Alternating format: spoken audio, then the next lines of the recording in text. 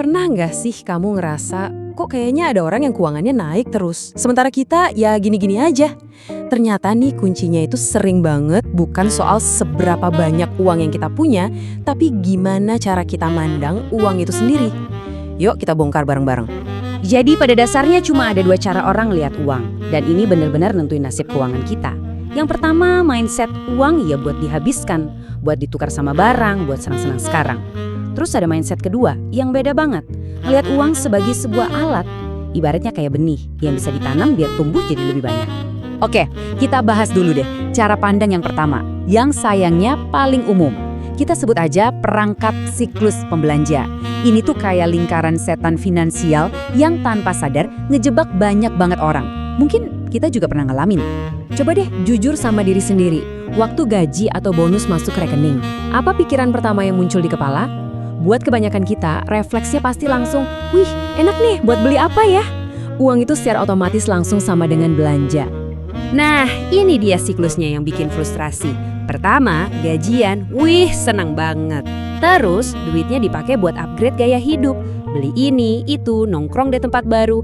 Tahu-tahu sebelum gajian bulan depan, saldo udah tiris lagi. Akhirnya, ya kerja keras lagi, cuma buat ngulangin siklus yang sama persis bulan depannya. Capek kan? Jadi, poin utamanya di sini. Kita kerja terus, kita sibuk terus, tapi rasanya nggak pernah benar-benar naik level secara finansial. Persis kayak lari di atas treadmill. Keringetan iya, capek iya, tapi posisi kita nggak maju-maju. Terus, gimana caranya turun dari treadmill finansial ini? Jawabannya ada di cara pandang yang kedua. Sekarang, kita geser fokus kita buat ngelihat uang sebagai alat. Sebagai cetak biru yang bisa bikin uang kerja keras buat kita, bukan sebaliknya. Maksudnya uang sebagai alat itu apa sih? Gini deh, gampangnya, setiap rupiah yang kita pegang, kita kasih tugas buat cari temennya, buat ngasilin rupiah lain. Tujuannya bukan lagi buat dihabisin, tapi buat ditaruh di sebuah ladang, biar dia bisa tumbuh dan beranak pinak. Biar kebayang, kita pakai contoh simpel ya. Orang dengan pola pikir biasa dapat duit 10 juta. Kemungkinan besar uang itu bakal cepat banget berubah wujud jadi HP baru atau barang lain. Uangnya ya udah habis. Nah, sekarang bandingin sama yang ini. Orang dengan pola pikir kaya, pas dapat 10 juta yang sama, pertanyaan di kepalanya beda total.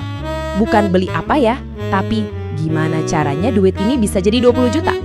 Fokusnya langsung geser kan? Terus, 10 juta itu bisa jadi apa aja? Wah, kemungkinannya banyak banget.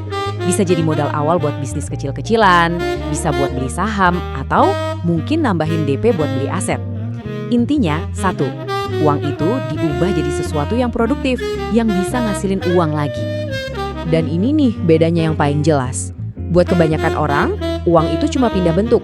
Dari saldo rekening jadi barang di tangan. Uangnya hilang. Tapi buat orang kaya, uang dipakai buat menciptakan nilai baru. Uangnya bukan hilang, tapi berkembang biak.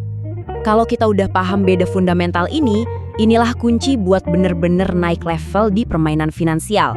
Ini pergeseran dari sekedar capek-capek ngejar uang, jadi seorang master yang make uang sebagai pion permainannya. Coba deh perhatiin pergeseran cara pandang yang luar biasa ini. Dulu, kita lihat uang sebagai garis start dari kerja keras. Sekarang, kita harus lihat uang sebagai garis start, sebagai bensin buat nyalain mesin pertumbuhan finansial kita. Saat pola pikir ini udah bener-bener nempel di kepala kita, dinamikanya berubah total. Kita nggak lagi jadi pihak yang cuma bisa bereaksi dan capek ngejar-ngejar uang.